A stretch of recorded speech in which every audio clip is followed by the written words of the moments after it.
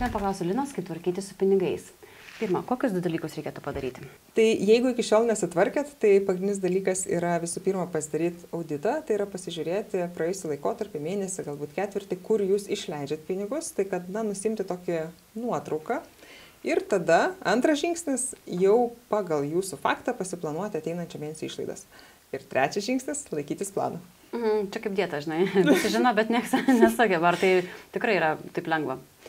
Tikrai nėra lengva, bet kai mes pradedame laikytis plano ir jeigu to plano laikomas kurį laiką, atsitinka vienas stebuklas, mes pradedam labiau savim pasitikėti.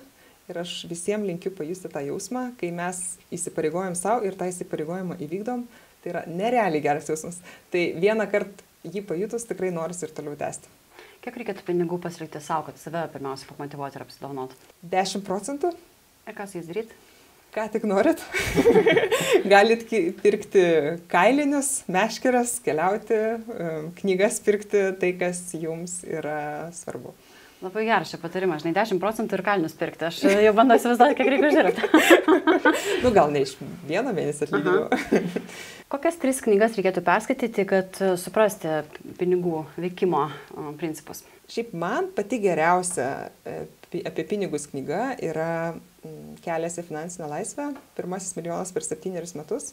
Tai yra Bodo Šeferio knyga, kuri yra galbūt šiek tiek daugiau apie tą psichologinę pusę, bet man atrodo, jeigu norim pradėti teisingai tvarkyti su pinigais, tai reikėtų pradėti nuo psichologijos, tai yra nuo to, ką mes mąstom, kokios mūsų nuostatos ir ką su to daryti. Tai tokia labai įkvepianti, kita tokia tikrai klasikinė knyga, tai yra Turtingiausias Babilono žmogus. O jau tada galima kalbėti, pavyzdžiui, apie T. Harv Ekerį, kuris kalbėjo apie tas skirtingas sąskaitas 6 stiklainių sistemą ir kaip skirstyti ir kodėl skirstyti ir po kiek tos stiklainius įdėti. Ir, sakyčiau, yra knygų apie investavimą gerų, atskirai tada apie taupimą ir kitus dalykus, bet čia yra tada atskiros temos. Ačiū labai.